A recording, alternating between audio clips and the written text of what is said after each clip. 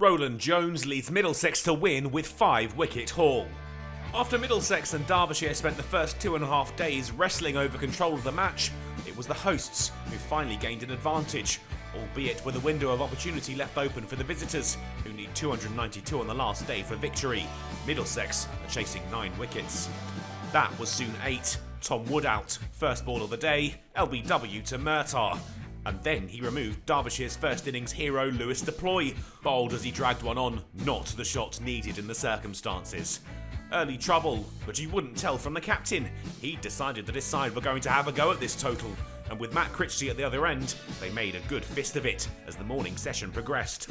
It took Godalming to his 50, scored off 114 balls. He'd taken his side to the cusp of 100, and the target was starting to look much more accessible.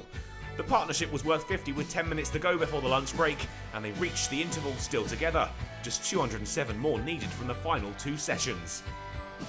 Godalming fell on 70 after lunch, Roland-Jones with the key wicket, taken by Anderson around the corner, who celebrated prostrate on the Lord's outfield. He had another in his next over, a bit of juggling from Robson in the slips, but it stuck, eventually to see Hughes depart. And it was 2 in 2 balls. Guest leaving one, but done by the movement of the seam. Surely Derbyshire dreams of victory ended in 30 afternoon session minutes. Critchley was defiant though, not to be derailed. He joined his captain in reaching 50, with a top edge over the keeper for 4. Another good knock from the all-rounder. Anuj Dal would be a little unfortunate to depart. Out at the non-striker's end for 19, Anderson quick to get a hand to Critchley's drive.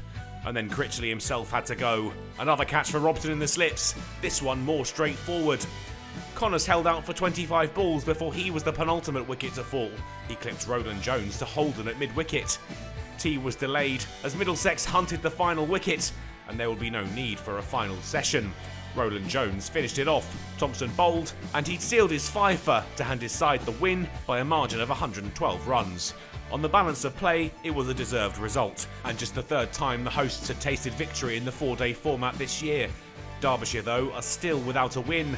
They'll hope to dispense with that unwanted statistic when they host Leicestershire on Sunday, while Middlesex travel to Hove on Monday.